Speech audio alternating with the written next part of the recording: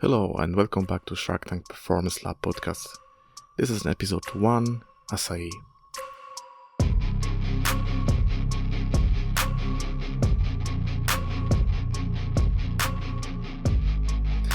So let's start with some easy topic for the beginning.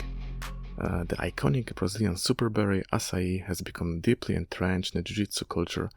If you're engaged in Jiu-Jitsu training, chances are you've already heard a lot about it.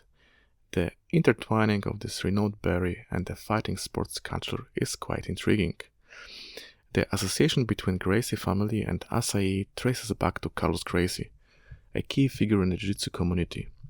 He's credited with introducing Açaí to Rio de Janeiro from the northern part of Brazil, where the fruit is native.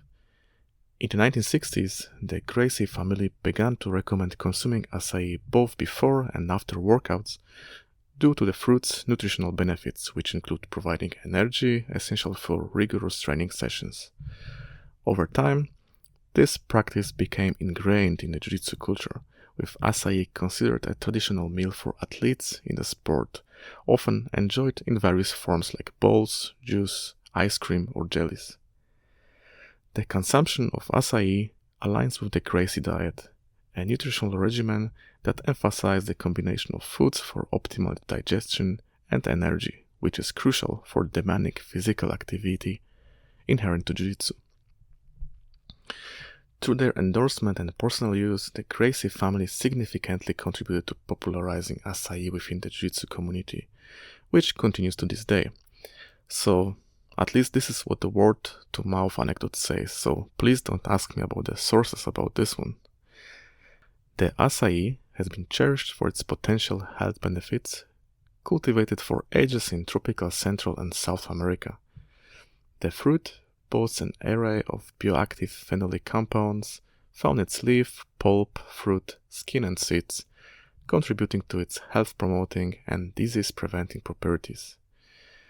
The Açaí is the fruit of the palm tree, so-called Euterpe oleraceae.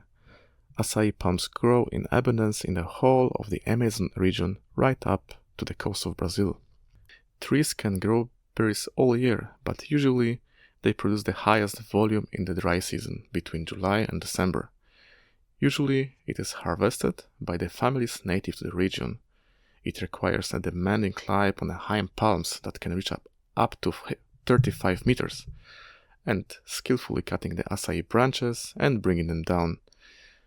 The berries are picked and collected in baskets, which are sent with the boats from harvesting sites to the next production site. To preserve the precious nutrients, it has to be processed within the next 24 hours. The fruit material will then be cleaned, dried, and frozen next. I've checked for you what is scientifically known about it. Unfortunately, it is still vastly understudied. So from 2004 to 2022, there were 272 relevant scientific studies that have examined Açaí's activities. Mostly in vitro, so that means in glass, meaning in laboratory setting, or in animals, with only 10 registered human trials, showcasing the growing interest in understanding these berries' benefits. The freeze-dried Açaí pulp has unique macronutrient composition. With lipids making up half of its chemical profile, it's an energy-dense food, setting it apart from other fruits. Unlike others, it has higher total dietary fiber and lower total carbohydrate content, alongside with abundance of proteins, minerals like calcium, magnesium, potassium, and vitamins such as B1 and B6. Several in vitro and in vivo studies has illustrated Açaí antioxidant, anti-inflammatory, and various protective activities. Moreover, clinical trials suggest Açaí's capability to shield against metabolic stress induced by oxidation, inflammation, vascular abnormalities, and physical exertion, rendering it a beneficial companion for Jiu-Jitsu practitioners. I will shed some light about the significance of the anti-inflammatory and antioxidant effects and what does it even mean in plain language in the future articles. On the podcast and blog internet site sharktankmd.com, you can see the table showing the approximate levels of various macro and micro elements in Açaí. Those amounts can vary depending on the source and processing.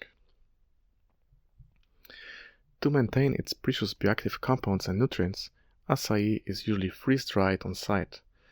Locals in Brazil traditionally consume Açaí through energy-dense sorbets, often paired with guarana, another native plant known for its stimulating effects due to a high caffeine concentration.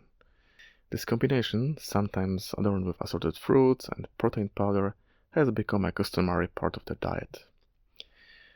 So Açaí is pretty abundant in the streets of Brazilian cities. You can buy it in a variety of shops ranging from street vendors to fancy ice cream-like shops. When I was visiting Rio, a hometown to my GF team, my favorite was always a pure Açaí without any additions. I had it after every training session, or even without. I couldn't enjoy this taste enough, and I still miss it to this day.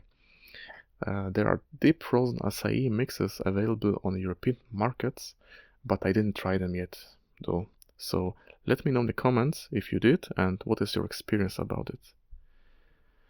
While Açaí is ordinarily safe, the lack of scientific data to determine its toxicity is noticeable. Yet no adverse effects have been reported in human studies, underlining its safety. So, in closing, Açaí comes highly recommended, not just as a nutritious food, but as a traditional element of the Jiu-Jitsu culture. Let me know in the comments if you liked the episode, and if so, please click like, share, subscribe, and help to spread the word. Thank you. See you next time. Os.